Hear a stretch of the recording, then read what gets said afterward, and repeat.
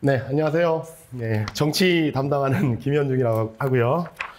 교수님들 반갑습니다. 먼저 그 설명회 자리인데 그 주어진 자료의 5페이지 일단 보시면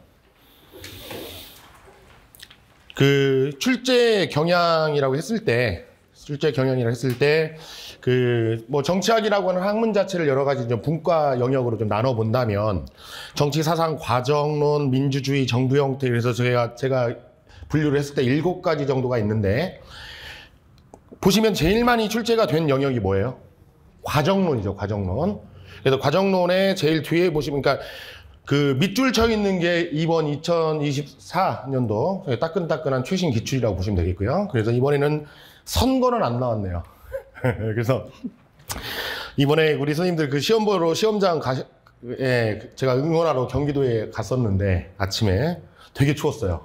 예, 그래서 부들부들 떨면서 그런데 예, 그 긴장되는 상황 속에서도 이렇게 입시를 하시는 그 예비 선생님들이 저한테 뭐 나올 것 같아요? 라고 이렇게 계속 물으시더라고요. 근데 이번에 그래서 제가 자신있게 선거 나올 거예요. 라고 얘기를 했어요. 근데 선거가 안 나왔어요. 이번 연도는 안 나오고. 근데 이제 정당 이익단 시민단체 정치과정에 참여자 일반론적으로 가장 쉬운 영역으로 나왔어요. 쉬운 문제로. 근데 뭐니 해도 역대 기출을 봤을 때는 과정론 쪽이 제일 많았고 과정론에서 제일 중요한 영역 하나를 꼽는다고 한다면 선거다. 그러니까 우리 선생님들이 이제 금년도에 다시 한번 시험을 보신다고 한다면 예, 이익집단 나오겠어요? 선거 나오겠어요? 예, 선거 나올 겁니다. 아시겠죠? 그렇게 생각하시고 그래서 선거는 반드시 나온다고 보시면 돼요. 선거 파트는. 자, 그 다음에 민주주의 파트 해서 이번에 국민소환제 나왔고요. 그죠? 국민소환제의 어떤 개념을 자체를 서술하는 형식으로 나왔고 그다음에 국제정치 쪽에서 6번 보시면 보호책임 원칙과 유엔이라고 해서 인도적 개입에 관련된 문제가 기입형으로 나왔어요. 근데 여기에 대해서는 할 말이 조금 많으니까요. 좀 뒤로 이렇게 넘길 수 있도록 하겠습니다. 그러면 어찌 됐건 간에 쭉 이렇게 보시면 여러 가지 뭐 7개 정도의 영역이 있지만 정치 권력론은 거의 그냥 이렇게 많이 나오는 영역은 아니고 그다음에 나머지 정치 사상 쪽에서의 어떤 사회계약설이랄까, 그다음에 정치 과정론에서 선거 파트, 그다음에 정치 과정의 참여자, 정당, 이익단, 시민단체 그쪽이 주요 출제 포인트가 될 거고 민주주의론도 어떤 그 고대의 그리스의 민주주의를 중심으로 해서 계속해서 잘 나오는 영역이라고 보실 수 있겠고 정치 발전 파트 그렇게 중요한 파트 아니고요. 자, 그다음에 국제정치 파트는 반드시 또 한 문제 정도는 나온다. 그리고 돌발적인 문제가 나왔을 때 이번에 이제 그 인도적 개입에 관련된 그 가로놓기 기입형 형식으로 나왔는데 이쪽이 항상 돌발 문제예요. 제가 봤을 때 지금까지 역대 이렇게 기출문제 분석을 해보면 좀 이렇게 예측할 수 없는 주제들이 좀 돌발적으로 나온다고 했을 때는 거의 대부분이 국제정치 쪽에서 좀 집중이 된다. 근데 거기에 대한 해법에 대해서 좀 이따 좀 말씀을 드리겠습니다. 자, 이 정도의 어떤 그 출제의 어떤 영역이라고 이렇게 보시면 되겠고요. 그 다음에 괄호 2번 정치학 출제의 특징으로 넘어갈게요. 자, 봤을 때 그 동그라미 1번 그러니까 금년에 나왔던 주제들도 우리가 예측할 수 있는 주제들의 범위 내에서 벗어나지 않았다. 그래서 인도적 개입에 관련된 부분이 문제가 될 수가 있겠는데 2번, 3번을 묶어서 이렇게 한번 말씀드릴게요. 그러니까 2015년에 그 당시에 이제 세력전 이론, 오건스키의 세력전 이론이 그 서술형 형식으로 나왔는데 그 어떤 그 일반적인 개론서에서는 다루지 않는 국제정치 이론이었어요. 그러니까 많은 수험생 분들이 실제 시험장에서 그 문제를 만났을 때 대단히 당황하셨다는 거죠.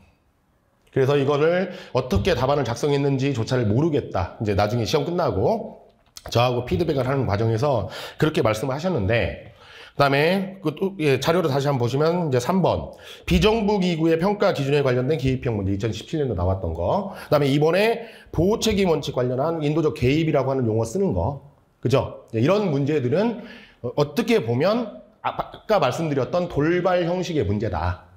그죠? 자, 그런데 이런 것들까지 우리가 다 찾아보기는 쉬워요, 어려워요? 어려워요. 그래서 이 인도적 개입에 관련된 문제를 금년에 이제 시험 보신 분들도 혹시 계실지 모르겠는데 제가 그 이제 문제가 끝나고 한번 찾아봤어요. 이게 과연 어디에 있나, 출처가 어디에 있나. 그런데 국제정치 개론서, 강론서죠. 강론서 중에서 가장 많이 이제 뭐랄까 좀 보는 책이긴 한데 1200페이지 정도가 되는 세계정치론이라고 하는 책이 있어요. 존 메일리스의 세계정치론이라는 책에 어느 한 구석탱이에 있더라고요. 어느 한 구석탱이에. 그리고 교과서 있죠, 교과서. 우리가 지금 5종 교과서가 있는데 5종 교과서에서 특정한 하나의 교과서의 교사용 지도서의 구석탱이에 있어요. 이게. 그죠? 예. 그래서 와, 이런 것들까지 내기 시작하면 우리의 학습의 범위가 얼마나 넓어질 수밖에 없잖아요. 그죠? 이걸 어떻게 대비할 것이냐. 좀 고민을 했었는데, 자, 금년 걸로만 말씀을 드릴게요. 자, 보호책, 인도적 개입이라고 하는 용어 쓰는 거, 가로놓기 하나 나왔고, 그 다음 가로는 주권이었어요. 정답이. 그러면 인도적 개입 또는 인도주의적 개입, 그 다음에 주권, 이렇게 해서 문항 배점으로 봤을 때는 1점, 1점 해가지고 2점 정도가 채점 될 거라고 예상을 하거든요. 이거 몇 점짜리예요? 1점이에요. 1점. 그리고 시험을 보고 나오신 분들한테 물어봤을 때 인도적 개입을 쓰신 분, 제가 아는 어떤 인맥과 상호작용 결과에서 인도적 개입을 쓰신 분 있는데 아무도 없어요. 그죠? 그러니까 다 틀렸다는 얘기예요. 다 틀렸어요. 그죠? 그러면 그런 문제는 당락을 결정하는 변별력을 갖춘다, 못 갖춘다. 전체적인 평균을 낮췄을 뿐이에요. 아시겠죠? 그러니까 그걸로 인해서 그 문제를 맞췄기 때문에 나는 합격. 그 문제를 못 맞췄으니까 나는 불합격. 아니라는 거예요, 이게. 아시겠죠? 이런 문제는 다 틀린다는 겁니다. 그러니까 우리의 범위를 무한정 확장하고 넓힐 필요가 있다, 없다. 없다라고 하는 제 평소 소신을 다시 한번 말씀드리는 거예요. 그렇게 따지면 그런 문제까지 우리가 다 철저하게 정말로 꼼꼼하게 다 준비해서 나는 무조건 만점을 맞을 거야 라고 하는 일단 그 강박관념을 좀 버리셨으면 좋겠고, 정치학 하나만 한다라고 한다면 그렇게 하세요. 그렇게 해야 합니다 라고 저는 얘기하고 싶어요. 근데 우리 선생님들 뭐 해야 돼요? 교육학 해야죠. 이번에 1교시 교육학도 많이 이렇게 멘붕이 왔다라고 하더라고요. 예. 그리고 이 전공 쪽에서도 일반사에도 보면 교육론 해야죠. 사회학 해야죠. 법학 해야죠. 경제학 해야죠. 정치학 해야 돼요. 그러니까 저의 역할은 어떻게 보면 그런 어떤 학습의 분량이 많고 범위가 많은 어떤 이런 상황 속에서 그런 것들까지 다 챙겨야 한다라고 저는 결코 말하고 싶지 않아요.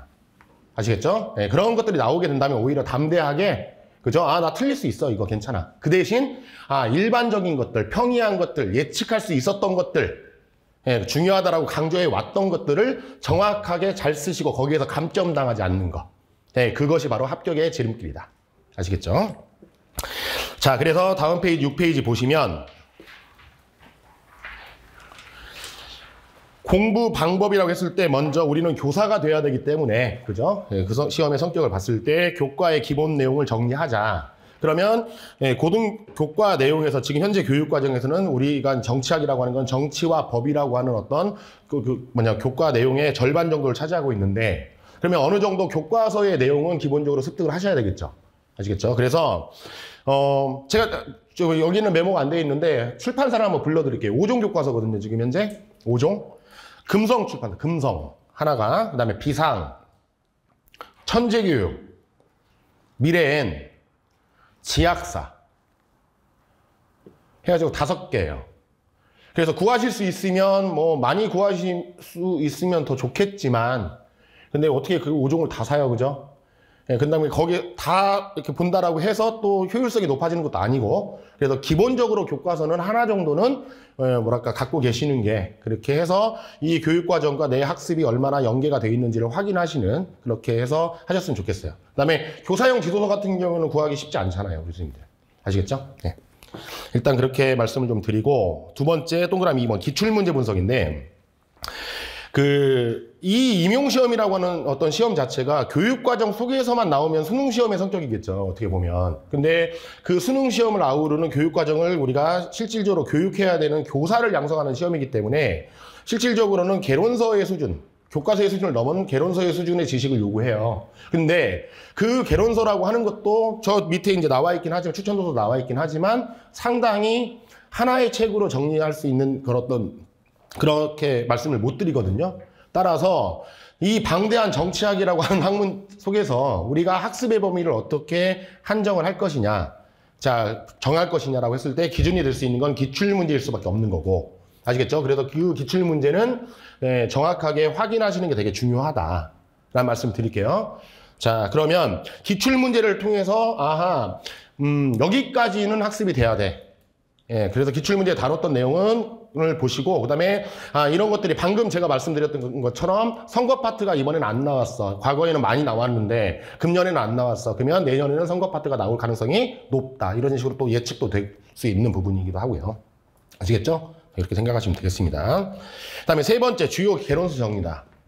주요 개론서 정리라고 되어 있는데, 개론서라고 하는 것을 예전에는 그 객관식 시험이나 그 서답형으로 전환되기 이전이나 뭐 그럴 때는 그 개론서에 관련한 어떤 책에서 나왔다. 막 그런 식으로 해서 어떤 책이 가장 최고에 적합한 수험서일까, 참고 도서일까라고 하는 것에 대한 어떤 목마름이 있었는데, 이 서답형 형식으로 전환되면서 문항수가 그렇게 많지는 않고, 그러다 보니까 개론서에 나와 있는 구석탱이에 있는 것들이 그죠? 예, 커버하지 못하는 그런 부분도 있을 뿐더러 개론서에 나와 있는 그런 여러 가지 부분들까지 다 알 필요도 없는 그런 어떤 모호한 지점에 와 있어요. 지금 현재 상황이. 그래서 제일 밑에 개론서에 관련해서는 제가 이렇게만 예전에는 설명하고 막 그럴 때는 제가 갖고 있는 뭐 개론서랄까 그런 것들을 다 소개시켜주면서 이 책은 어떻고 막 그랬는데 이렇게 안 해도 될 것 같아요. 그래서 제일 먼저 추천드린 책은 서울대 공조의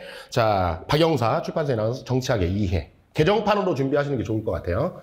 그러니까 지금까지의 어떤 시험은 구판 서울대 공조에서 많이 나왔긴 했는데 아무래도 이제 심판이 나왔으니까 개론서를 반영하는 어떤 문제가 나온다고 한다면 이런 어떤 심판 쪽에서 더 이제 강조가 될 거니까 이 정도 책은 하나 좀 갖고 계셨으면 좋겠고, 그다음에 정치 과정의 동학이라고 하는 책, 두 번째 나와 있는 책은 아까 우리가 기출문제를 봤을 때 어느 영역이 제일 많이 출제가 됐죠? 네, 과정론이라고 말씀드렸고요. 그러니까 과정론에도 대표적으로 뭐 선거 파트, 그다음에 뭐 이번에 나와 있는 뭐 정치 과정의 참여자에 관련한 정당, 20단 시민단체 이쪽, 그죠? 그다음에 정치 문화 파트, 의회 정치, 그런 것들을 가장 쉬운 문체로 가장 편하게 읽으실 수 있는 책이에요. 그래서 제가 봤을 때는 이 2권 정도만 구비하셔서, 그죠? 이렇게 준비를 하셔도 제가 봤을 때는 충분하다고 봐요. 그리고 이 책을 다시 한번 말씀을 드리고 싶은 게 완독하려고 하시면 안 돼요. 아시겠죠? 그러니까 발췌도 가시는 거예요. 발췌도. 그러니까 그 서울대 공조의 개정판을 제가 뭐 작년 같은 경우에 사인사색 때 재작년이 그쵸? 예. 작년이죠, 작년. 금년에는 백진치를 했고, 근데 이 서울대 공조 심판을 그때 강독하는 것을 사인사색 때 6주 동안 한번 했었는데, 실질적으로 제가 생각할 때 임용시험에 나올 수 있는 영역은 그 책 전체 중에서 절반도 안 되더라고요. 3분의 1 정도?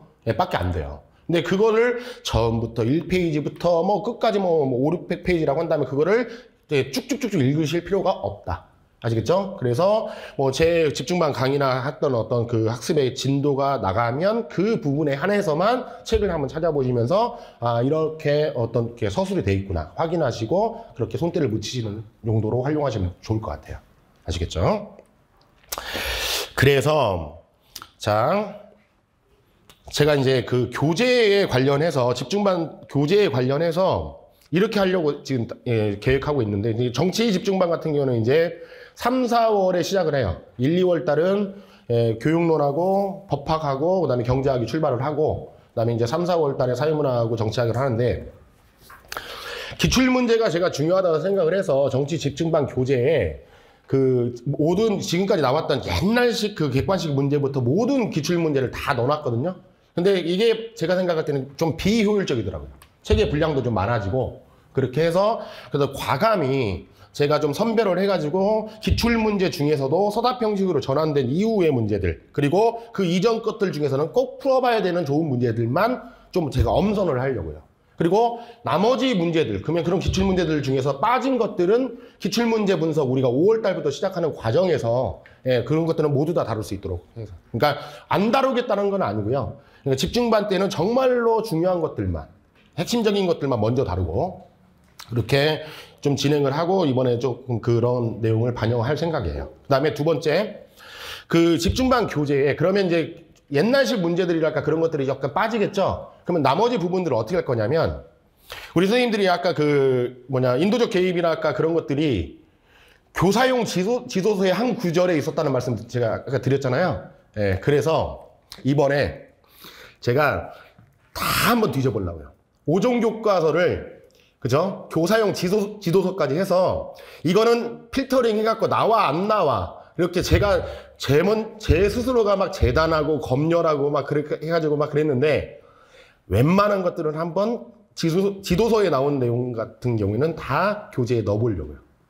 그래서 우리 선생님들이 강론서에 있는 구석까지를 찾아갈 수는 없잖아요. 근데 교과서하고 교사용 지도서에 나와 있는 세밀한 구석탱이까지는 이거는 제가 해드려야겠다 라는 어떤 생각이 좀 들었어요. 아시겠죠? 우리 선생님들이 제가 봤을 때는 교사용 지도서까지 다 구비하실 수는 없고, 그래서 그런 수고로움은 정치 집중반 책에다가 제가 이렇게 첨가를 해서 그렇게 제작을 한번 해서 좀 더 우리 선생님들한테 적합한 어떤 수험서로 좀 이렇게 하실 수 있는 그런 책으로 만들 생각입니다. 그래서 추천도서에 관련해 개론서에 관련한 또는 세밀한 영역의 어떤 강론서에 대한 어떤 그런 뭐랄까요? 과도한 집착? 그런 것들은 좀 버리시고 기본적으로 교과서를 반영하고 그다음에 가장 많이 출제되는 영역으로 편제되어 있는 그런 어떤 교재랄까 그런 것들을 중점으로 활용을 하셨으면 좋겠습니다. 아시겠죠? 자, 그다음에 위로 올라가서 이제 마지막으로 이제 당부드리고 싶은 말씀이 동그라미 4번이에요. 그러니까 서답형 시험의 특징을 이해하라. 서답형 시험. 그죠? 그러니까 서답형이라고 하는 거는 두 가지 용어가 섞인 거잖아요. 서술형하고요. 단답형이죠.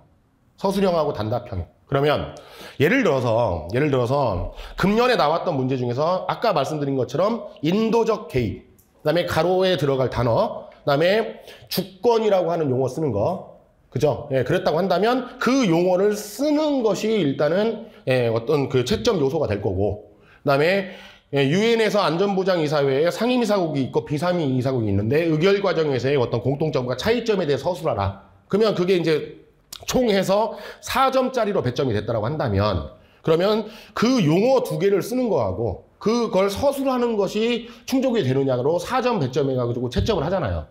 아시겠죠? 그러면 우리 선생님들이 서답형이라고 했을 때 부담을 많이 느끼신다는 얘기예요. 객관식 시험에 비해서. 왜냐하면 객관식 시험은 번호라도 찍을 수 있지. 근데 서답형 시험은 어떻게 보면 답안지가 백지잖아요. 내가 그거를 메꿔 나가야 되는 거죠. 그러니까 학습에 대한 부담을 훨씬 더 많이 가지시는데, 제가 그 강의를 해보고 객관식 시험도 치러봤고 어떻게 보면 그때 대비도 했었고, 그다음에 서답형 시험의 형식도 지금 대비를 하는 과정 속에서 실질적으로 공부하시는 분한테도 더 편한 시험이 저는 서답형이라고 저는 확신합니다. 왜냐하면 객관식은 아마 중고등학교 때 많이 경험을 하셨을 거예요. 수능 시험도 마찬가지고. 단어 끝에 나와 있는 주어의 어떤 조사가 어떻게 쓰이느냐에 따라서 그 의미가 달라지고 그걸 진위 여부로 OX를 따져나가야 돼요. 그러니까 개론서를 읽는다고 할지라도 읽을 때 이 문장이 어떻게 보면 맞고 틀리고라고 하는 것이 해석이 전부 다 달라질 수 있는 부분이니까 학습을 할 때 한 문장 한 문장을 전부 다 꼼꼼히 읽어야 되는 거죠. 근데 서답형은 서술형과 단답형의 결합인데, 실질적으로 서술형도 어떤 키워드, 핵심 어떤 용어가 들어갔느냐 아니냐가 중요한 채점 기준이 돼요. 그러니까 어떤 이론이랄까 그런 것들의 핵심적인 키워드들을 중점적으로 반복하시면서 기억하시고 그거를 연결하시는 게 서술형이란 말이에요. 그러니까 오히려 하나하나를 꼼꼼히 문장을 읽어가서 진위 여부를 OX로 판단해야 되는 수고로움이 전혀 필요가 없는 시험이다. 그러면 뭘 하셔야 돼요? 핵심 키워드가 뭐냐. 그죠? 그러니까 이번에 안보리 상임이사국의 의사결정권에서의 가장 큰 어떤 특징은 뭐예요? 그들에게 뭘 인정하고 있다? 거부권을 인정하고 있는. 그러니까 그 거부권, 어떤 결정 상황에 대해서 그 거부권이라고 하는 그런 키워드가 들어갔느냐 아니냐. 이해하시겠죠? 그다음에 뭐 다원주의라고 한다면 다원주의가 일반적으로 어떤 특징을 갖는 어떤 그 이론적 체계를 갖고 있느냐. 그러니까 국가의 어떤 절대성을 부정하고 국가도 일반 사회 집단 중에 하나라고 보는 그런 관점이 내재되고 있다면 그 핵심적인 내용을 기억하느냐. 그거를 쓸 수 있느냐. 실질적인 어떤 그런 실력을 물어본다는 얘기죠. 아시겠죠? 그래서 꼼꼼히 막 그렇게 하실 필요 그렇게 막 소모적인 어떤 학습을 하실 필요가 없는 시험이니 좀 더 마음을 좀 평화롭게 좀 생각을 하셨으면 좋겠어요. 그리고 자기 자신을 너무나 들볶지 마시고 아시겠죠? 그래서 나는 여기에서 무엇던 단어, 어떤 것이 나는 가장 중요한 어떤 용어라고 생각을 한다. 뭐 물론 이제 제 강의를 들으신다면 기억하셔야 될 키워드는 이겁니다라고 제가 이제 집어넣어 드리겠죠. 아시겠죠? 예, 그런 것들을 하나 둘씩 기억하시면서 쌓아 나가면 이 시험에 대한 대비는 충분히 된다. 아시겠죠? 자기 주장 쓰는 거 아니에요. 예, 논리적인 어떤 전개로서 뭐 한국 정치에 대한 대안을 제시하라. 예, 그건 완전히 열린 답안이에요. 아시겠죠? 그건 누가 그것이 정답이다, 누가 정답이 아니다라고 판단할 수 없는 부분이잖아요. 그러니까 주관적 형식이죠. 주관식 시험의 형식이긴 하지만 최대한 객관화해서 평가해서 지표화해서 당락을 결정해야 되는 시험이라는 것을 명심하시면서 그런 용어들이 들어가는 문장을 서술할 수 있느냐 아니냐로 판단을 하는 거니까 좀 더 범위를 좀 압축하고 그다음에 그런 핵심적인 내용을 기억하시려고 노력을 하시다 보면 그 과정에서 실력이 자연스럽게 배양되지 않을까. 자, 그렇게 생각을 합니다. 자, 그렇게 해서 시험의 성격을 잘 이해하시면서 그렇게 준비를 좀 하신다면 정치는 지금까지 제가 이렇게 자신 있게 좀 말씀드릴 수 있는 게 정치 파트에 관련해서 가장 어렵고 힘든 과목은 아니었던 것 같아요. 오히려 정치로 인해서 자신을 얻었어요. 정치가 저의 합격에 어떻게 보면 가장 든든한 버팀목이 됐어요. 라고 하는 평가를 많이 받았거든요. 그렇게 하기 위해서 계속 제가 노력할 거고요. 그런 부분에서 그런 것이 저의 역할이라고 생각을 하고 이렇게 해서 가지치기 해드리고 가장 핵심적인 내용 골라드리고 그런 수고로움을 덜어드리는 쪽으로 또 이렇게 우리 선생님들의 합격을 위해서 노력할 것을 다짐드리면서 뭐 특별한 질문 없으시죠? 그래서 정치학에 대한 어떤 오리엔테이션은 이렇게 마무리할 수 있도록 하겠습니다. 아시겠죠? 범위 넓히지 마세요. 아시겠죠? 했던 것들, 중요한 것들 중심으로 뼈대 잡아 나가시는 우리 선생님들 되시기 바랍니다. 감사합니다.